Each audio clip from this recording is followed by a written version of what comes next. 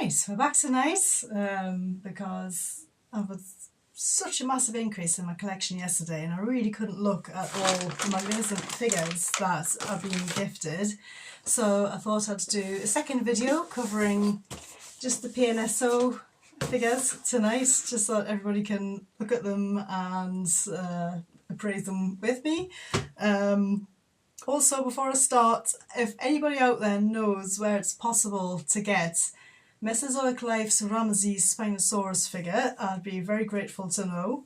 I did support the project, but unfortunately didn't keep up to date with it, so it'd be good to know if it's possible to get hold of that model.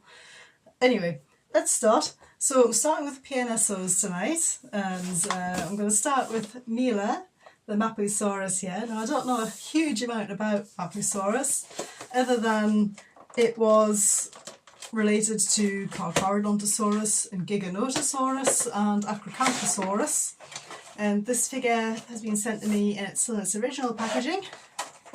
So, some bits and pieces dropping out of the box here. So these PNSO figures are packaged in sort of traditional clamshell packaging, and there's bits that are dropped on the floor here, which are the base for the figure, because with them being a bipedal figure and they're often in quite dynamic poses, they do tend to distort a little bit, so they come with these little discs and pegs. Of course, you always get a poster with the figures. Like I said in the last video, I'm not entirely sure how many people actually make use of all the extra bits and pieces that PNSO put in for us, but it's very nice that they do. We've got some information about the species in this leaflet here. So let's have a look at the dinosaur itself. This is Mila. PNSO, Lake Rebo give their dinosaurs names. So I'm just going to pop this over here. And here she is. And she's still leaving in the original wrap here. So you can really see that these figures have been beautifully well looked after by the previous owner, to whom I can't stop saying thank you to. And here she is. Right, so Mapusaurus, I should have had some of my other PNSO figures here because they're to scale with each other, and then you could see how large this creature was compared to, say, the T-Rex. Longer, not as heavily built, obviously, but this is one of PNSO's later theropods, and I'm hoping I'll be able to get her on camera and you'll be able to see all the subtleties in the sculpt here and how fine the detailing of the skin is. And here on the head, and how beautifully painted this eye is here, small ear hole and nares. You can see all the different tones and how well blended they are. Now PNSO have come in for some criticism about the colour palette that they use for their figures, because they tend to be quite muted tones, which suits, I suppose, what we're used to as mammals. We tend to think of rhinos, hippos and elephants as being dull coloured. Of course, not all large animals are. Crocodiles have got all sorts of different tones of green and gold and brown in their skin. And when you think of the giraffe, that's quite a brightly coloured, very large animal. So they have come in for some flack for reusing the same palette of colours, but I hope you will agree here that this is beautifully applied. It's got almost like sort of cut out design along top of the spine, and that's reflected along the flanks, and of course these points in the arms. It's interesting to note that for all it was a descendant of the Allosaurus family, the Allosaurus clan, the Giganotosaurus, Mapusaurus, Acrocanthosaurus clan lacked the large thumb claw that the Allosaurids had. So they had a larger head, probably a stronger head to make up for that. So this had obviously become the primary weapon by the time these evolved. It's an absolutely stunning figure. It's in a very, very dynamic pose. As you can see, the toes are just on the ground here, so she's definitely going to need a stand to be able to stand up. Beautiful scaling detail along the maxilla here. Now, of course, that is inferred for Tyrannosaurus rex. The research hasn't been done on any of the large theropods, so it is inferred at this point.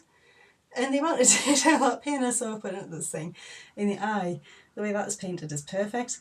There is a lot of extra pigmentation in the mouth. There's two different tones in there to make it look more realistic, and it's done in a gloss finish. And also the teeth have more than one tone. I don't know if that's going to pick up on camera, but trust me, this is a fantastic figure. It's really beautifully designed. she is actually standing on Alan's desk here in front of me on her own 2 feet, unsupported right now. Looks amazing. Looks like she's in a hunting pose. Tremendous figure. Very, very glad to have that one. Secondly, of course, the next PNSO figure, the next large PNSO figure that came in this parcel was the original amargasaurus. I've got a feeling they'll probably update this one at some stage, because this is one of the museum range of figures. It comes in one of these large boxes where you pop the lid off, and inside she's wrapped in a bit of foam. I've always had this one on my wish list. Let's have a look and see what she's like inside. You're seeing these for the first time with me. I've not had a look at these figures yet, so wow. Of course I've seen them in reviews and things, but we've got a little extra in this box as well. This appears to be from the Little Dinosaurs range, so this would suit as a baby amargasaurus. Here you can just see it's starting to grow the spines along the neck, and you know the proportions are very different to the adults. Even though it's unlikely that sauropods exercise parental care, it is known that the embryos were a very different shape. Sorry, the babies, the chicks I suppose, were a very different shape to the adults, so this suffices very well as a baby amargasaurus. Let's have a look at the figure herself. These are all still completely in the original packaging.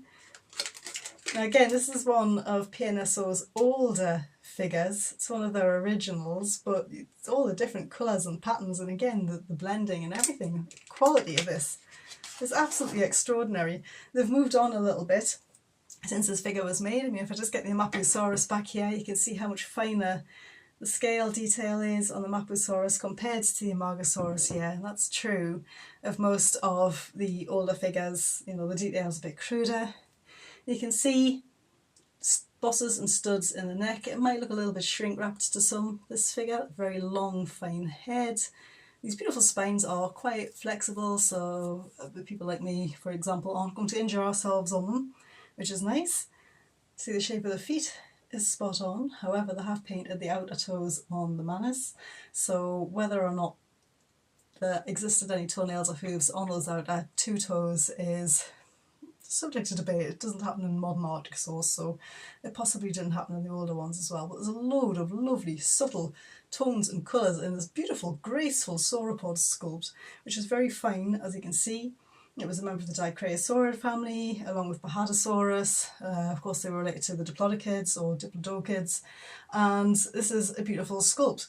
There's a lot finer detail. I mean, this one from a distance looks far more convincing, like a miniaturised real animal, than this does. This does look quite stylised still, but it's absolutely phenomenal figure. And it still comes even with the wrap to keep the feet in the correct position, because this figure comes with a display base, and I've never had a PNSO figure which has a display base before.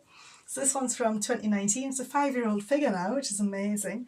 So this appears to be almost like a riverbed, a stormy riverbed with various rocks and detritus on it and rents in the mud where the rocks and things have been dragged along. And this has some little footprints on there so that you can locate your amargasaurus and display her very nicely like that. So that is a lovely touch. Of course, bases like this, I think really Rebo kind of deserve their credit for what they started. And they came up as a company, and a lot of people don't agree with the Rebo's artistic designs and various other things they do, but they did sort of start all this off. Finally, what we have here is a bag of the little dinosaurs. Now, I've never had these before, and bear with me because I don't know if I'll be able to remember what all of these different species are, so I'm probably going to stumble a bit here. So let's have a little look and see what we've got. Number 1, this appears to be, I think that's an Ionosaurus. So here, I'm going to go with Ionosaurus because it's got that forward curved horn. Not sure about the 2 big horns on the back of the frill though. Honestly, if anybody does know the answer, please let me know, because I'm very dizzy, I'm very ditzy, and I can't remember the names very well these days. But this is a very lovely sculpted little model, a very dynamic pose, very alert looking little figure, absolutely adorable. That's fantastic. I'm going to pop this one down here, see who we've got next. So this is, now this one is being restored differently recently. This is PNSO's take on the Wuerhosaurus, where it's still got the small squared off plates. It's now thought that this was not the case and that the plates in the type specimen were damaged and that they would have protruded somewhat like Stegosaurus's plates. But Stegosaurus, of course, there are now a couple more specimens known and none of them have plates which particularly match very well with each other, and they all look very different and the positioning of them is very different and what have you. This one's in very traditional Stegosaurid colours of the green and the orange, often the green and the red. It's got a nice mucky paintwork underneath, makes it look a little bit like it's been wallowing in the mud, which I've got absolutely no doubt that they did, and that is an absolutely gorgeous little Wuerhosaurus, regardless of whether or not it's scientifically current. Next, who's this? Oh, now this is a beautiful Pachyrhinosaurus. I can't remember if this is a Canadensis or lacustri species. I can never quite remember the difference between these horns. I think it's Canadensis with these horns on the frill, but please correct me if I'm wrong. So this is a really nicely sculpted little figure. You can see how adorable that is. Look at the horns and everything. Lovely shades of green. These figures are all quite soft and quite robust. You know, if you stamp on them, you're not going to injure yourself if they're on your floor or anything like that. Not that I've ever done anything like that. So again, this has got a really impressive paintwork on it. It's really nice. I actually think that's nicer looking than the large Pachyrhinosaurus they released a few years ago. It's definitely a lot more sort of sleek and nicely sculpted. What do we have next? Here we have, is this Spiclipius? I think it's a Spiclipius, I can't remember. I'm a little bit out of date with my ceratopsians. Look how dynamic that pose is. Absolutely fab. And look, beautiful orange, blue striping on the frill here. I mean, they're such tiny little figures, but they've put a lot of thought and a lot of detail into them. You know, they've got a lot of life, these little figures. I'm really impressed with them in hand, actually. It's got a quite startled looking eye on one side, this one. Yeah, there's a lot going on with the paint job and everything. They're really, really quality, smaller figures, these. It's really nice to see. Now this, I believe, is an Ichthyosaurus. Fantastic coloration on this one as well. Again, these are some of the first figures that PNSO released, and some of the first figures that got them recognised among collectors for the quality.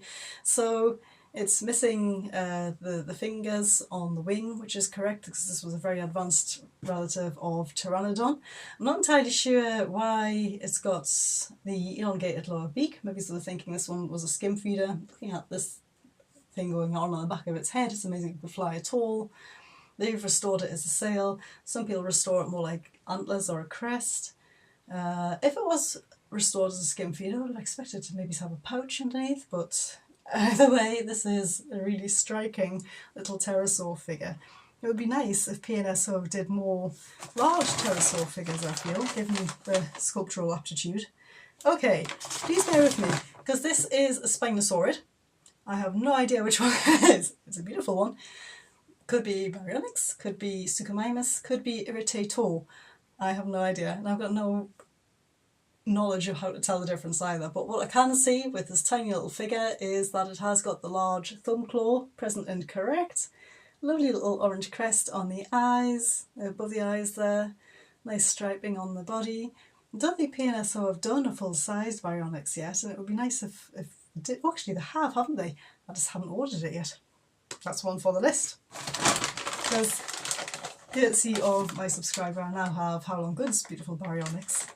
I think the PNSO one might be another level again. Next out of this little bag is an Olorotitan. So we've got some lovely sort of sunset type colours going on with this one. So he starts off orange. Olorotitan, of course, meaning giant swan. So it's a very graceful hadrosaur, a very large hadrosaur with a very distinctive crest. So it goes from a sort of orange to yellows to blues, slightly darker underneath. Again, a lovely little figure.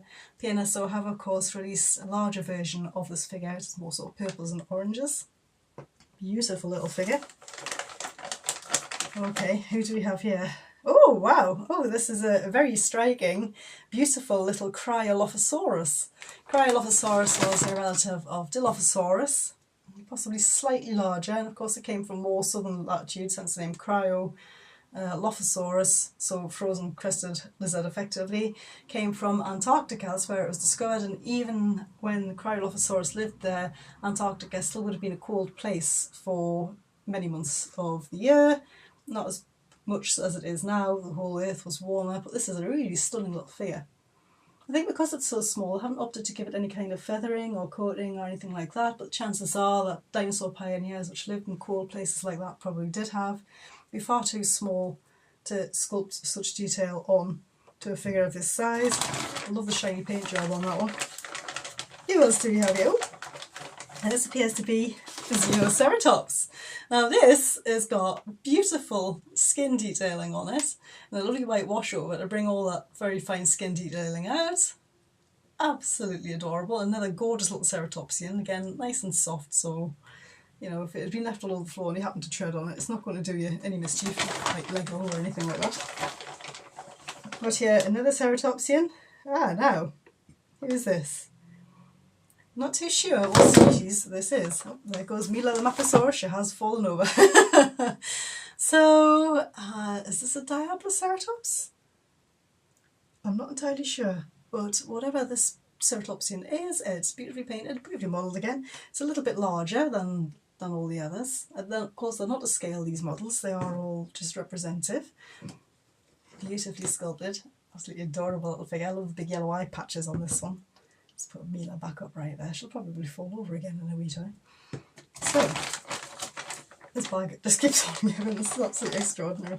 Oh wow! So next out the bag is a European theropod. Again, a relative of the Carcharodontosaurids. This is Concavenita, and I particularly love the paint scheme on this one, this sort of tiger striping it's got.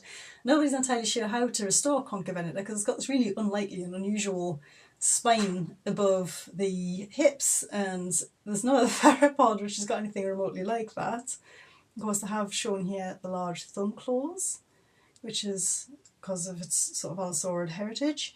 They've also opted to give this one full feathers. It's got actual plumage on the limbs. It's also got a little feather fan on the end of the tail. So they've really gone to town and made this very ornate little theropod figure.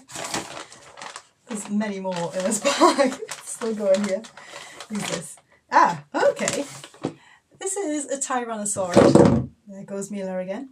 This is a Tyrannosaurid, but I am afraid I cannot tell you which one. I can only tell it's a Tyrannosaurid because it's got two fingers here and it's got quite a long snout. So the Aleoramids were Tyrannosaurids which had a longer snout. I love the base this one's on. It looks really active and dynamic as well. And of course, because they're made of the sort of softer material, they're not going to distort anyway.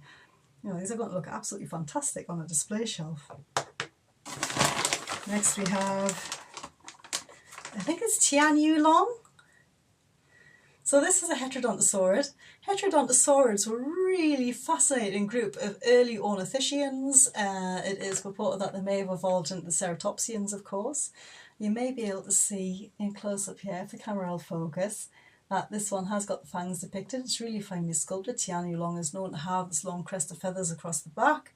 They were really fascinating creatures. They were very early in dinosaur heritage, but they seem to be quite ahead of their time in many ways. What do we have here? Oh no, wow, what's this one called? Is it Anchiornis? So this one is known to have had a bright red crest, and it's a very bird-like troodontid. So it's far removed from birds, but they looked a lot like birds. It probably wouldn't have been able to fly. Now, this is an absolutely beautiful little sculpt. It's quite a chunky one compared to a lot of the other ones I've got out here on the desk. But that's absolutely gorgeous, really bright bird-like eyes. You could almost imagine that running around your feet out in the streets now. So there's a few more here. Okay. I think this might be Kentrosaurus. I'm guessing it's Kentrosaurus. Please don't quote me on that. Again, a beautiful little stegosaurid. It's got the long spines above the shoulders. Of course, things like Stegosaurus itself didn't have the spines above the shoulders. Don't really know a lot about the Stegosaurid family, or thyreophorans in general, or indeed anything very much these days. But I'm pretty sure that's a Kentrosaurus, and Kentrosaurus was one of my favourite dinosaurs when I was a little girl because I first became familiar with it from Dougal Dixon's Illustrated Encyclopedia of Dinosaurs back in the 1980s when I was a very little girl. And next we've got another Stegosaurid here. This one I assume is Miragaia because it's got the long, very long neck and the very long limbs. Miragaia, I believe, has now been put in with Dacentrurus. It was a very large stegosaurid, nearly as large as Stegosaurus itself, albeit on a different branch of the family tree, as you can see, got lovely spines above the shoulders. If Maragaya is Dacentrurus, then Dacentrurus is largely known from a very large colonite which was found in the guts of a large sea reptile, a pliosaur, I believe, here in Britain. Oh. Okay, right, we've got another Stegosaurid, but it's another one that's got spines on the shoulders and I have no idea what it is. It's absolutely stunning. A lot of stegosaurs tend to be depicted as green with orange spines. Again, very, very soft. You're not going to injure yourself if you tread on this little dude. No idea what species that is. Please let me know if you do happen to know. I haven't got a clue. Right, now this is Mei Long. Now Mei Long is another troodontid, a very small troodontid, who was found in China in an equivalent of like a dinosaur Pompeii. So Mei Long showed that dinosaurs slept with their heads tucked under their wing and the tail curled around them. Obviously a modern bird doesn't have the long bony tail, but the dinosaurs were tucking their heads under their wings just as modern birds do, and that's absolutely adorable. It's also quite a sad, quite poignant little figure given what we know of that particular individual's ending. And the final one here in the box is this Sinosauropteryx, which, as you can see, is bright orange. This again is another one which is known. This is one of the first ones where they were able to examine the fossilised melanosomes in the cells and see that this dinosaur was ginger with white stripes. And here it is, beautifully depicted. It's kind of depicted in the pose that the specimen itself was found in. PNSO here have made it so it looks as though it's jumping for an insect or some other snack, and that's absolutely fantastic. These are absolutely gorgeous figures. So we've got, out from the little dinosaurs here, we've got 1, 2, 3, 4, shipping bag there, 5, 6, alright, so these 3 little stegosaurids, not entirely sure with any particular confidence what they are, pretty sure that's Maragaya, Dacentrurus. One of these is Kentrosaurus, I think, not entirely sure, lost count, 6. So that's 7, 8, 9, 10, 11, 12, 13, 14, 15, 16, 17, 18, upside down, 19, 20 little dinosaurs, just in case anybody else wasn't counting. Oh goodness me. Right, so this is the PNSO ones that I've received, which I've covered here. I hope you've enjoyed having a look at these with me, because this is the first time I've seen them as well, and I'm very impressed actually with both of these. It's nice to have PNSO from old to new and really see how they've come on. And I hope you've enjoyed having a quick look at these with me. And you know, if you have any questions, please do let me know. And if there's anything you'd like to see or ask, please let me know. It's been quite a popular request that I do a tour of my collection at some point, and I will definitely get around to that. But until then, there's probably going to be some more videos about what I've received recently, and I look forward to seeing you then.